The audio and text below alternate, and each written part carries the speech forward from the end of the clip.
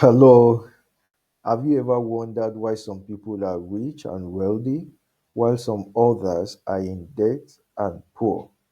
Was it that God created some people to be wealthy while He left some others to be in debt and in abject poverty?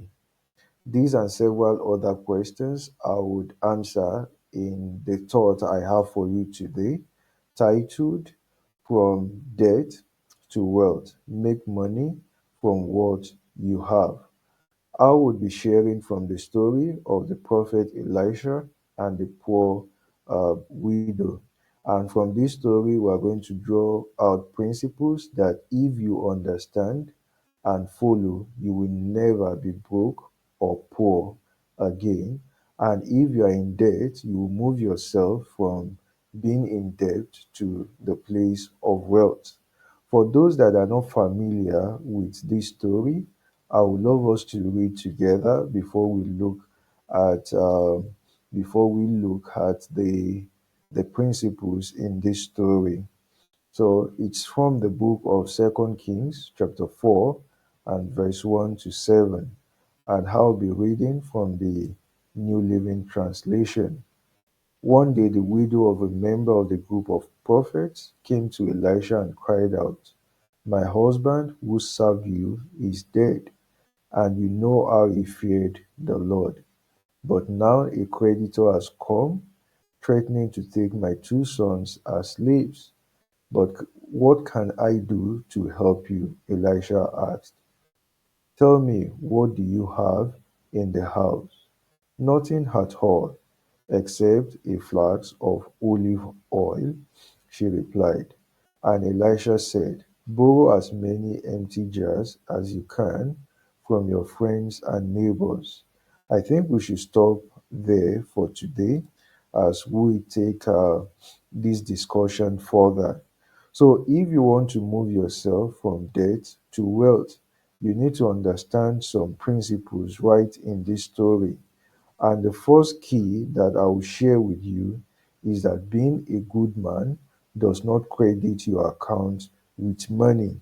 All right. If being a good man actually credits your account with money, then this man that died would have been a wealthy man because it was attested concerning his character that is a man that feared God and that is of good character. In a way, he is righteous.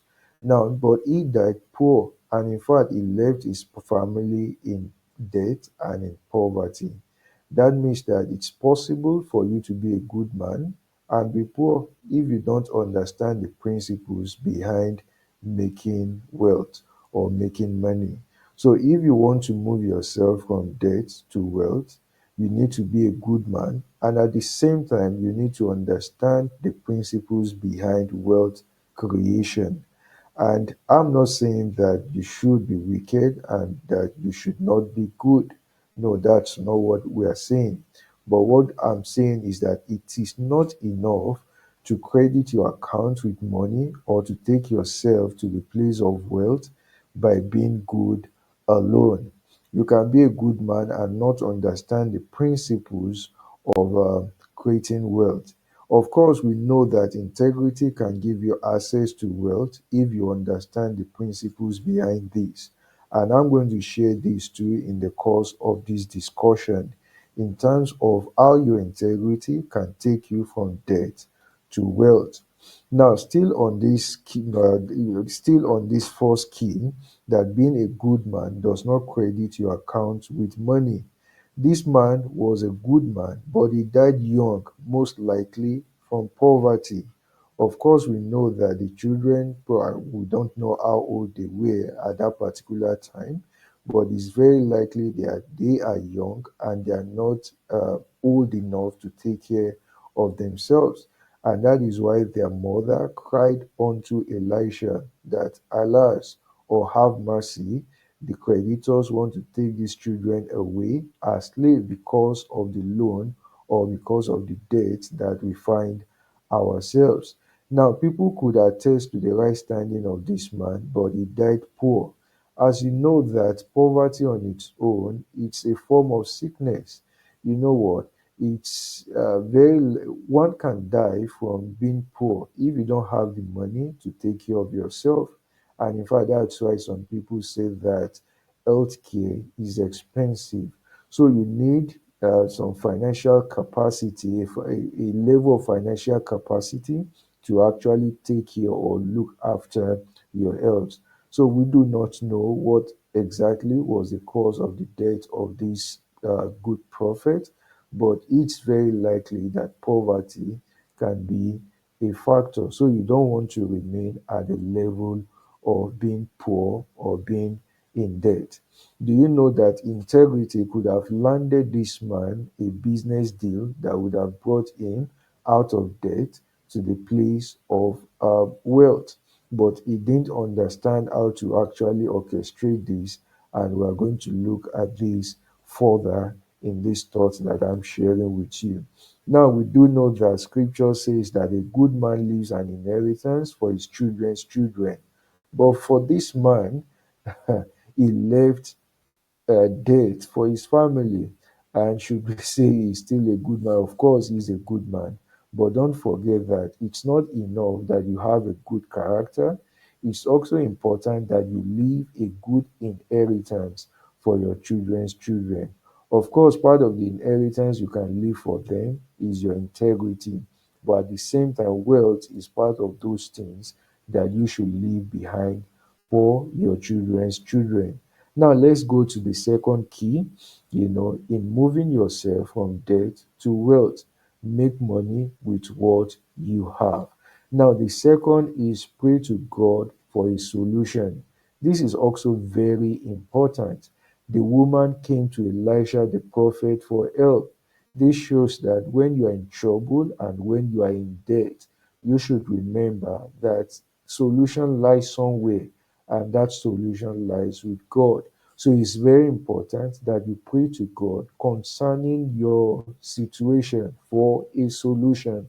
It's a great idea to go to God for the way out of your debt and problems. Of course, we know that he would definitely provide the solution that you want. Of course, this woman, she was confident that when she gets to this prophet, she's going to get a solution. And that's another important lesson for us to learn, that we should not go to God in fear, but in faith. Because many a times people offer prayers to God out of fear and not necessarily out of faith. And if you don't pray in faith, you are not going to get anything. Imagine praying to God and all you could do is to complain. Instead of complaining to God that this is my situation and all that, why not seek His face for the guidance and solution to your problem? Instead of saying in your prayers that, can't you see that I'm poor, I don't have money, I've not paid the school fees of the children and all that. Why can't you say that, oh Lord, I am grateful that I am in this particular position because there is a reason for it. And you are taking me through this crisis because you want to build a virtue in me and want me to learn how to bring solutions to such. And in a way, help me help others that find themselves in this. So, oh Lord, can you please show me the solution to take me from being in debt to the place of wealth? That would be a great one. So, pray to God for a solution. That's actually not all, as touching praying to God as your second key to as your second key, for a solution. That leads us to the third key. And the third key is stop asking for money. This is actually important. If you are in debt and you want to move yourself from the place of debt, to wealth, you need to stop asking for money, right? Now, when the woman asked the prophet, which she complained to the prophet, like, we are in debt and there's a problem on ground, the creditors, they are about to take our children away. And you know what? Why I said that, she would have thought and expected that, from the integrity of her husband, that Elisha is going to gather the other group of prophets or the other prophets. They will raise an offering to help this woman Maybe we should call that a welfare offering. That's probably a thought. But as long as this is in place, she will not get herself out of debt to the place of wealth. And that is why the third key is don't ask for money. Instead of asking for money, I think I need to show you what you need to ask for. So if you want to break free from debt and poverty, then stop asking God and even people for money. Instead of asking God for money, asking for ideas to create value, which will definitely channel wealth and money to you. Of course, we know that money flows in the direction of value. So do you know that God does not rain down money? Money wouldn't come down from heaven in times of in form of rain. So instead of asking people around you, for instance, for money, why not ask yourself, what can you do to receive payment in return? Like what value can you give to them? So then instead of asking, for instance, your uncle for a bailout or for a quick $50 or something, you should think of a way to add a value to that uncle of yours, and he will be willing to pay you such an amount or even an amount that is more than that. So instead of asking for money, that's a very important key to move yourself from debt to wealth. So instead of asking for money, ask for ideas. Now, the prophet, instead of raising an offering for this widow, he did something else. And that makes a verse comes to mind that God teaches our hands to make wealth. God, in a way, does not give money. Rather, he teaches your hand to make wealth. That means he shows you how to make wealth. Let me give you an example of what I meant. Now, if I am in the US, for instance, and you ask me for money, for instance, and you are in probably Nigeria, all right, I wouldn't send naira to you, obviously. I will send dollar to you because you asked me for money. And when I send the dollar to you, the dollar is useless to you until you convert that dollar to naira, because in Nigeria, the means of exchange in terms of the currency now is it's naira. And the same thing applies to God. In heaven, they don't spend money. There's no dollar in heaven, there's no naira in heaven. What they have there is what will be sent to you when you ask God for a bailout or when you ask God for your debt to be paid. So by the time God is answering your prayers, He's going to send ideas to you because they are creative over there. God is a creator. That's one of His attributes. He's creative. So by the time He's answering your prayers, He will be sending what they spend there, the currency they spend there, which are ideas, concepts, insights. That's what will be sent to you. And when that gets to you, just like I sent the dollar to you if you are in Nigeria, you need to convert the dollar to naira. So by the time the idea is getting to you, it's left to you to convert the idea to value that will bring money into your pocket.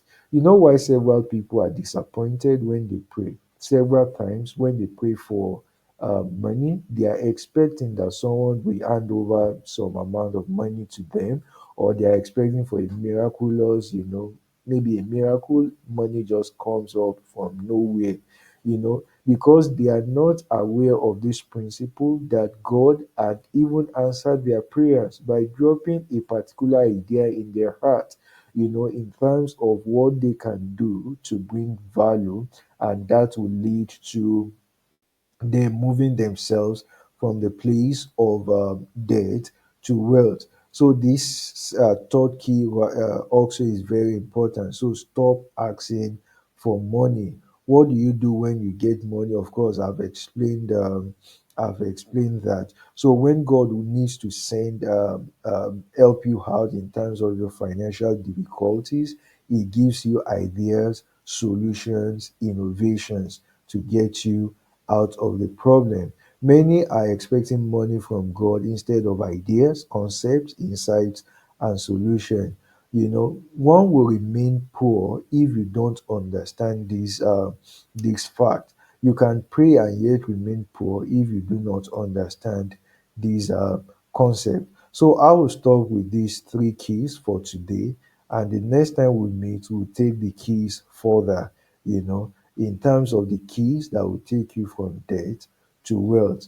So if you would love to get my latest book titled Find Your Work, Unlocking Your Path to Impact, Fulfillment and Worthy Compensation, you can just visit that particular link.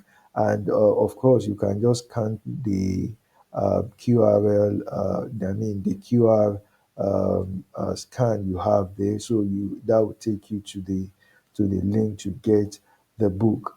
Thank you for listening and see you some other time. You can as well subscribe to this channel. Thank you and see you some other time.